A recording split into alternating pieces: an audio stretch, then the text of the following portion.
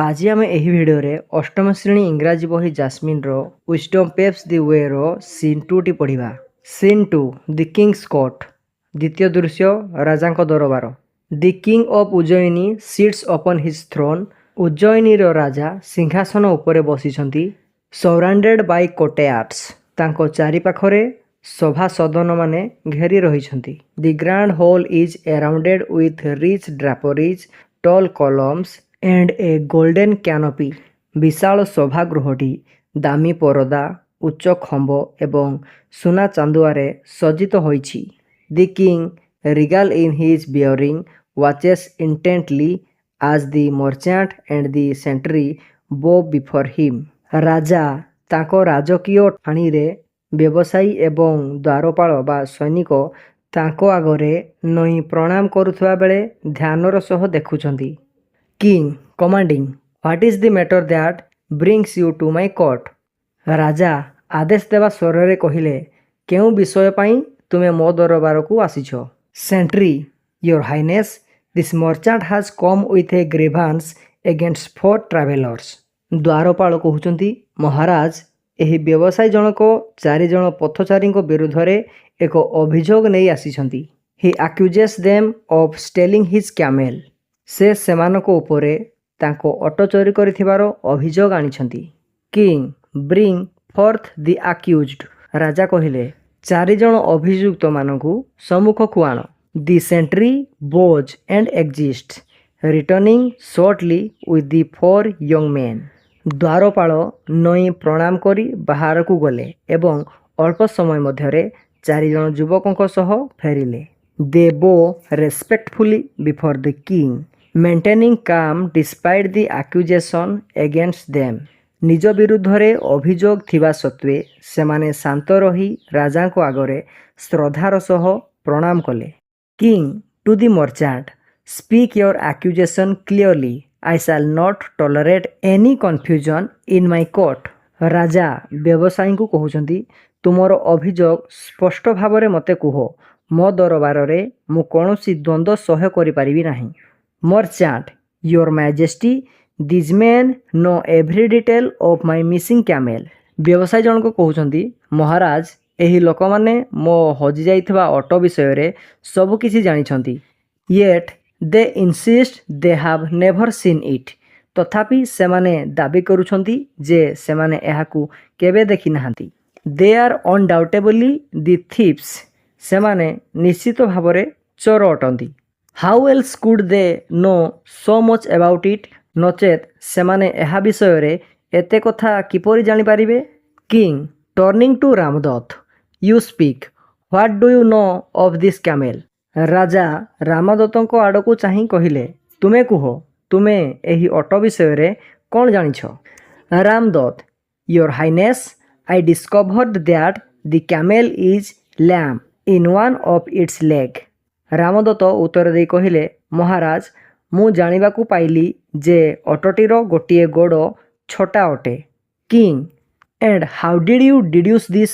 राजा कहिले एवं तुमे एहा किपरि अनुमान कलो जे से ऑटोटे छोटा बोली। Ramdatt from its tracks on the road I observed that only 3 feet left district impressions. Ramdatt कहिले रास्तार थिबा तारो पाद चिन्हरु मु देखिली जे केवल 3टी पाद स्पष्ट चिन्ह छाड़ीथिला। The fourth was faint indicating a limp. चतुर्थटी सामान्य बा अस्पष्ट थिला जहा घोषाड़ीबार सूचना देउथिला। The pattern of the tracks told the tale of a creature struggling to bear it weight evenly. पाद चिन्हर शैली कहूथिला जे जीवटी तार शरीरर भार समान भावरे बहन करिबाकू कष्ट पाउथिला। King nodding thoughtfully impressive observation. राजा टिके भाबिला भलिया मुंड हलेकिना कहिले प्रशंसनीय अनुसंधान। You have sharp eyes indeed. वास्तव रे तुमर दृष्टिशक्ति बहुत तीक्ष्ण। To Shivdatta and what of you what did you discern about this camel. तापरे राजा शिवदत्त को कहिले एवं तुम विषय रे कौन तुमे एही ऑटो विषय रे केमिति कौन जानि पारिलो कुह। Shivdatta I observed that the camel was blind in its right eyes your majesty. Shivdatta କହିଲେ ଉତ୍ତରରେ, ମୁଁ ଲକ୍ଷ୍ୟ କଲି ଯେ ଅଟଟି ତାର ଡାହାଣ ଆଖିରେ ଅନ୍ଧ ଥିଲା ମହାରାଜ। King, how did you arrive at this conclusion? ମହାରାଜ କହୁଛନ୍ତି, ତୁମେ ଏହି ସିଦ୍ଧାନ୍ତରେ କେମିତି ପହଞ୍ଚିଲ ଯେ ତାର ଡାହାଣ ଆଖିଟି ଅନ୍ଧ ବୋଲି? Shivadatta, it had nibbled only the foliage to the left of the road. Shivadatta କହିଲେ, ଏହା କେବଳ ରାସ୍ତାର ବାମ ପାଖ ଗଛପତ୍ରକୁ ଚୋବାଇ ଖାଇଥିଲା, leaving the right side untouched, ଏବଂ ଡାହାଣ ପାଖ ଅଛୁଆଁ ଛାଡ଼ି ଦେଇଥିଲା। The leaves on the right hung undisturbed as if unseen. ଡାହାଣ ପାଖର ପତ୍ରଗୁଡ଼ିକ ଏମିତି ଝୁଲି ରହିଥିଲା ଯେମିତି କେହି ତାକୁ ଦେଖିନାହାନ୍ତି। From this I deduce it could not seen with its right eye. ଏଥିରୁ ମୁଁ ଅନୁମାନ କଲି ଯେ ଏହା ତାର ଡାହାଣ ଆଖିରେ ଦେଖିପାରୁନଥିଲା। King, smiling, well reasoned indeed. ରାଜା ହସିକି କହିଲେ, ବାସ୍ତବରେ ସୁନ୍ଦର ତର୍କ। Such detail is not easily noticed by a casual traveller. ଜଣେ ସାଧାରଣ ପଦଚାରୀ ଦ୍ୱାରା ଏହି ସୂକ୍ଷ୍ମ କଥା ସହଜରେ ଲକ୍ଷ୍ୟ କରାଯାଇ ପାରିବ ନାହିଁ। To Haradatta, and your finding? ହରଦତ୍ତଙ୍କୁ ତାପରେ ରାଜା ପଚାରିଲେ, ଏବଂ ତୁମର ଅନୁସନ୍ଧାନ କ'ଣ ଥିଲା, କୁହ। Haradatta, I discovered that the camel's tail is short, your highness. Haradatta କହିଲେ, ମୁଁ ଜାଣିବାକୁ ପାଇଲି ଯେ ଅଟଟିର ଲାଞ୍ଜଟି ଛୋଟ ଥିଲା ମହାରାଜ। King, explain how you came to such a conclusion. ରାଜା କହିଲେ, ତୁମେ ଏପରି ସିଦ୍ଧାନ୍ତରେ କିପରି ପହଞ୍ଚିଲ ତାହା ବୁଝାଅ। Haradatta, I noticed small droplets of blood along the track ଲାଇକଲି from mosquito bites. Haradatta କହିଲେ, ମୁଁ ବାଟରେ ରକ୍ତର ଛୋଟ ଛୋଟ ଟୋପା ଦେଖିବାକୁ ପାଇଲି, ଯାହା ମଶା କାମୁଡ଼ାରୁ ହୋଇଥିବାର ସମ୍ଭାବନା ପରି ଲାଗୁଥିଲା। A camel with a long tail would have fended off these pests with ease. ଲମ୍ବା ଲାଞ୍ଜ ଥିବା ଅଟ ଏହି କୀଟପତଙ୍ଗମାନଙ୍କୁ ସହଜରେ ଘୋଡ଼ାଇ ଦେଇଥାନ୍ତି। These small specks told me of an animal lacking such defence, hence the short tail. ଏହି ଛୋଟ ଛୋଟ ରକ୍ତ ଚିହ୍ନ ମୋତେ କହିଦେଲା ଯେ ଜୀବଟି ପାଖରେ ଏପରି ସୁରକ୍ଷା ନାହିଁ, ତେଣୁ ତାର ଲାଞ୍ଜଟି ଛୋଟ ଅଟେ। King, impressed, you reasoned with great insight, showing both observation and deduction. ରାଜା ତାଙ୍କ କଥାରେ ପ୍ରଭାବିତ ହୋଇ କହିଲେ, ତୁମେ ଗଭୀର ସୂକ୍ଷ୍ମବୁଦ୍ଧି ସହିତ ତର୍କ କଲ, ଯାହା ଅନୁଧ୍ୟାନ ଏବଂ ଅନୁମାନ ଦୁଇଟି ଯାକ ଦେଖାଉଛି। ଟର୍ନ ଟୁ ଦେବଦତ୍ତ, and you, what did you observe that set you apart from your companions? ତାପରେ ରାଜା ଦେବଦତ୍ତ ଆଡ଼କୁ ଚାହିଁ କହିଲେ, ଏବଂ ତୁମେ ଏପରି କ'ଣ ଲକ୍ଷ୍ୟ କଲ ଯାହା ତୁମକୁ ତୁମର ସାଥୀମାନଙ୍କ ଠାରୁ ଅଲଗା କଲା? ଦେବଦତ୍ତ, I noticed, your majesty, that the prints of the camel's forefeet were deep and clear. ଦେବଦତ୍ତ କହିଲେ, ମୁଁ ଲକ୍ଷ୍ୟ କଲି ମହାରାଜ, ଅଟଟିର ଆଗ ପାଦର ଚିହ୍ନ ଗଭୀର ଏବଂ ସ୍ପଷ୍ଟ ଥିଲା, while those of the sound hind feet were faint. ଯେତେବେଳେ କି ତାର ସୁସ୍ଥ ପଛ ପାଦର ଚିହ୍ନ ଅସ୍ପଷ୍ଟ ଥିଲା। This indicate that the camel was drawing of its hind legs likely due to discomfort. ଏହା ସୂଚାଉଥିଲା ଯେ ଅଟଟି ହୁଏତ ଅସୁବିଧା ବା କଷ୍ଟ ଯୋଗୁଁ ତାର ପଛ ଗୋଡ଼କୁ ଉପରକୁ ଟାଣି କରି ଚାଲୁଥିଲା।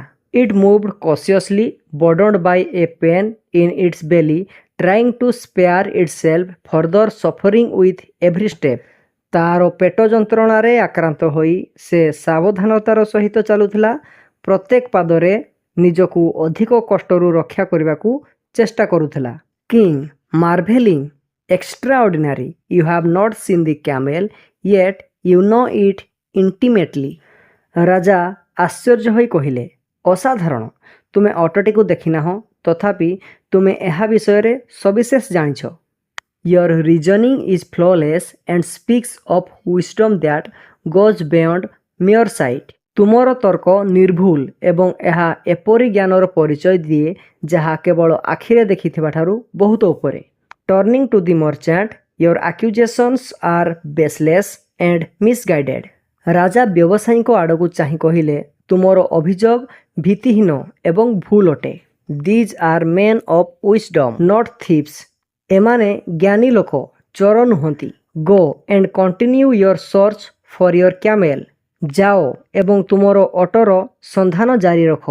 And be mindful of whom you accuse in the future. ଏବଂ ଭବିଷ୍ୟତରେ କାହାକୁ ଅଭିଯୁକ୍ତ କରିବା ପୂର୍ବରୁ ସାବଧାନ ରହ। The merchant, chastened and embarrassed, bows deeply and exits, his face red with shame. ବ୍ୟବସାୟୀ ଜଣକ ଅନୁତପ୍ତ ଏବଂ ଲଜ୍ଜିତ ହୋଇ ଗଭୀର ଭାବେ ନଇଁ ପ୍ରଣାମ କଲା ଏବଂ ବାହାରିଗଲେ। ଲାଜରେ ତାର ମୁହଁ ଲାଲ ପଡ଼ିଯାଇଥିଲା। King to the four man, you have demonstrated remarkable intelligence and the ability to see beyond the obvious. ରାଜା ଚାରିଜଣ ଯୁବକଙ୍କୁ କହିଲେ, ତୁମେମାନେ ଅସାଧାରଣ ବୁଦ୍ଧିମତ୍ତା ଏବଂ ସାଧାରଣ ଦୃଶ୍ୟକୁ ଅଧିକ କିଛି ଦେଖିବାର କ୍ଷମତା ପ୍ରଦର୍ଶନ କରିଛ।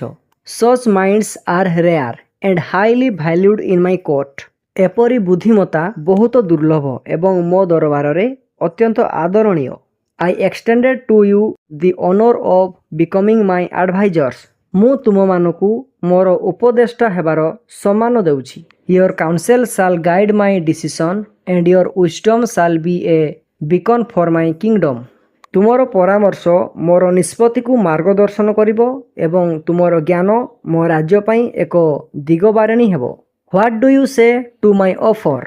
ମୋର ଏହି ପ୍ରସ୍ତାବ ବିଷୟରେ ତୁମେ କ'ଣ କହୁଛ?